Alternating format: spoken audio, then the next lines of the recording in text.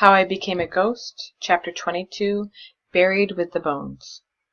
"We have been waiting for you," said the woman. "Take your shoes off before you climb in the wagon. We keep everything neat and clean."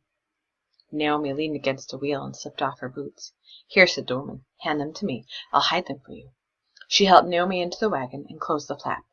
Once inside, Naomi was struck by the smell of dried rose petals.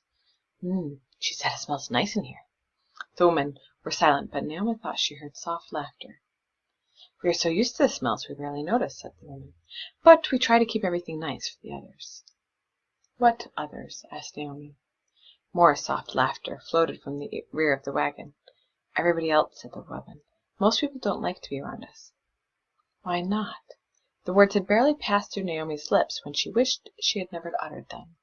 In a sudden flash, like a thunderbolt that shook her very being, Naomi realized where she was. "I'm in the wagon of the Bone Pickers," she whispered. Few Choctaws have ever seen the Bone Pickers, but everyone knew of them. Before the soldiers came, they lived in a thicket of trees deep in the piney woods. They never left their tiny log house. A small pond lay close to their back door, gushing warm water from far underground. A young man brought them food and supplies, so they never had to leave home. Their job was the hardest and most sacred in all of Choctaw County. When a Choctaw died, the body was brought to the Bone Pickers. They carried the body to a wooden platform close to the spring where animals came to drink. After days, sometimes weeks, when the wolves and buzzards had eaten the flesh from the bones, the Bone Pickers began their real task. They carried the body inside and picked the bones clean. They washed and scrubbed the bones till they were shiny and white. With a thin rope made from the clothing, they tied the bones into a bundle. This bundle was now ready for burial. This was the Choctaw way. And now, with the Choctaws forced to walk, the Bone Pickers had to leave their home too. They were too old to walk. Urged by the Choctaw Council, the soldiers gave them a wagon. This was the wagon Naomi had climbed into, a wagon sweetened by the smell of dried roses. "Don't worry, dear child," the woman said.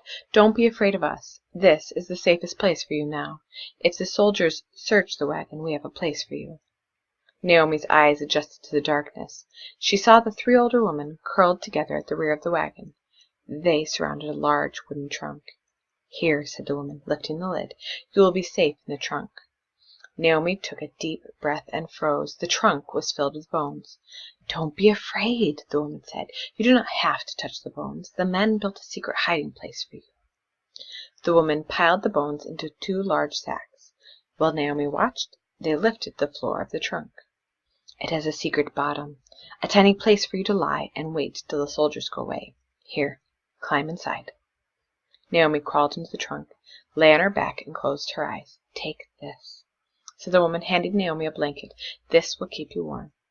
The woman settled the wooden plank on top of her and emptied the bag of bones into the trunk. Naomi heard the bones scatter and roll, only a few inches above her head. The air was stuffy, but she could breathe, and she curled under the blanket and waited. "I hope I don't have to stay here long," she thought. "I know what you're thinking," the woman said, and the Bone Pickers laughed. "We'll do our best to see that your stay is short." "Oh, don't say that," said an older woman in a crackled and tiny voice. "She seems so nice. Maybe she can stay and help us." Naomi felt the wagon move. The bones creaked and rattled above her, and she listened while the woman spoke to Luke. "Have your panther friend bring us a small animal from the woods, a possum or raccoon," she said. "I'll tell him right away," said Luke. "Tell him to gnaw the animal. Make it good and bloody." The woman shouted, "The more blood, the better!"